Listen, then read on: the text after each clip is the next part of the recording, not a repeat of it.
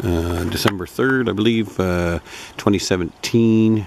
We're adjacent to Vance Grant's former boat launch here, Martel Properties, and the Bishop Farm fence line. So this would be Bishop Farm's property, Martel property, the former boat launch over where these birch trees are. Small culvert over here draining into the area. Railbed was rebuilt through this area. What we've got is a huge area of a slow moving landslide that we're going to sort of try and explain here and document the situation. So here's our culvert, comes down through these rocks under the bed, goes out the other side. One of the first things of note right here is water comes out, doesn't go directly to the river down this fence line, kind of meanders a bit, and we've had a whole bunch of sinkholes develop off the north side of the rail bed. I'll just try and zoom in here and show you what we're talking about here. And they're filling full of water. There's a large number of them. I wonder if you can get around me there. Hello there. We seem to have some help here. And this is basically what they look like. There's a dog down there going right into one, so that'll give you a bit of an idea. That this whole area now is full of sinkholes. Some of them up to about 6 feet deep. And there's various fault lines through here, for lack of a word, or I guess the appropriate term, since we're dealing with a landslide, would be an actual scarf. So the top scarf is denoted through this area. First we'll show you the fence line is right here, and we've used the top of it for some control points, etc. And here you'll see the top of the fence posts are actually got a spike in them, and some in the trees, and control points basically on a lot of boulders you'll see down in here. These are about 6-foot boulders. So the scarf line down through here, you'll see is all marked by flags, pin flags, like so, down through the woods here. And essentially what's happened here, scarf line runs down close to the rail corridor here. And there's some other movement we'll note too, but the major scarf line is down right through here.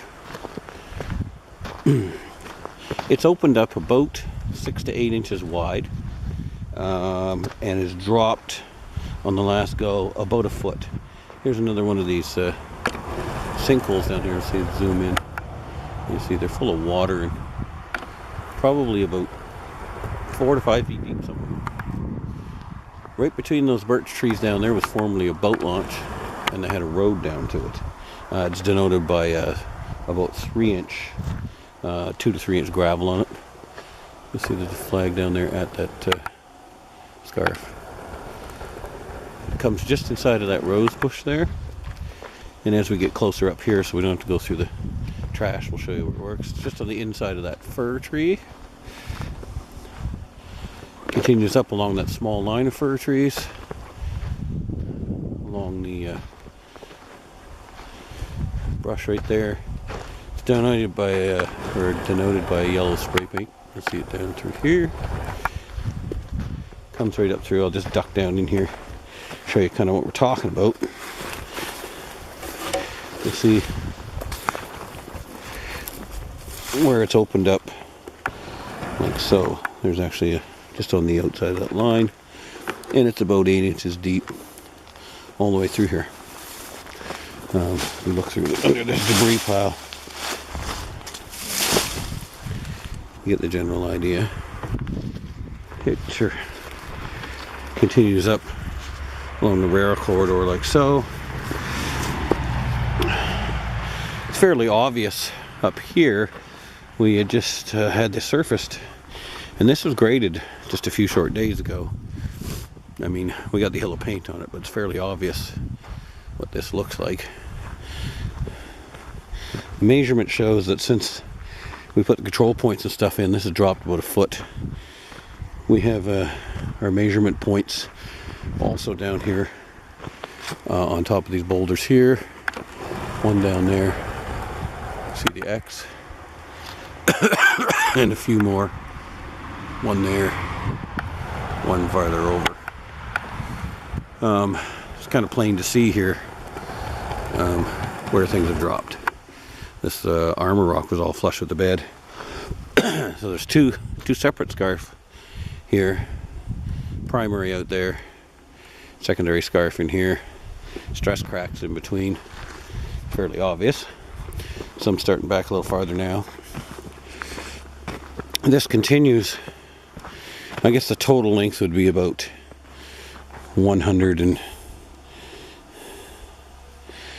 I'm going to guess 130, 140 meters at least of fairly obvious stuff. So again, we're measuring off these boulders at specific points. We also have control spikes in trees and stuff for elevations, like so. So that's the scoop. And same with these, we're checking for movement here on the head of those spikes. The scarf carries about halfway down the bank through here, moves up close to the rail bed where there was saturation over on the south side. And you can see it here, it's fairly obvious. We've got points down in the trees, again to keep tabs on it and measurements, spike heads in the trees.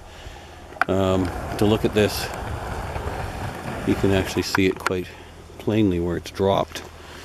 And this has dropped about, looks like it dropped 2 feet and then stopped for a while, and now right recently has dropped another pretty much a foot.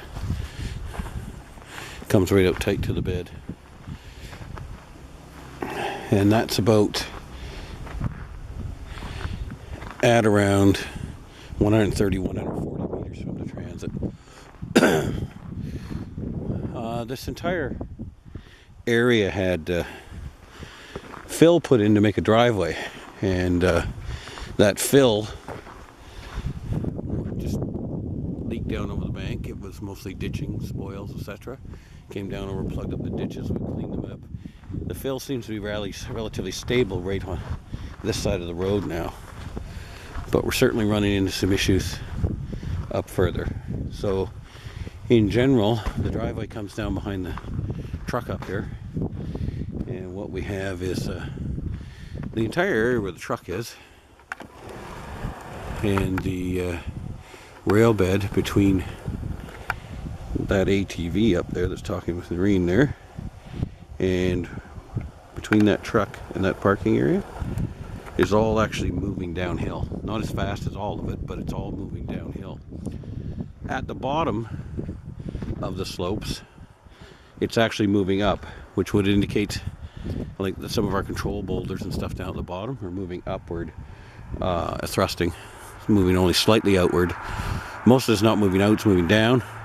So that would indicate a rotational slide, which means it's going to thrust up at the bottom down near the water line. So we got some water encapsulated coming down this drive, and this area is saturated. It's mostly clay fines, that type of thing. Driveway goes up to the number 1, and we believe this area has just got a saturation issue. So one of the problems is it's not all getting eastward to the culvert. You see this large area in front of me full of cattails, etc. So this infill just seems to keep continuing, but there's no way for this water right here to get to the culvert because there's high ground in between, so it's a bit of an issue, and we'll make another video later.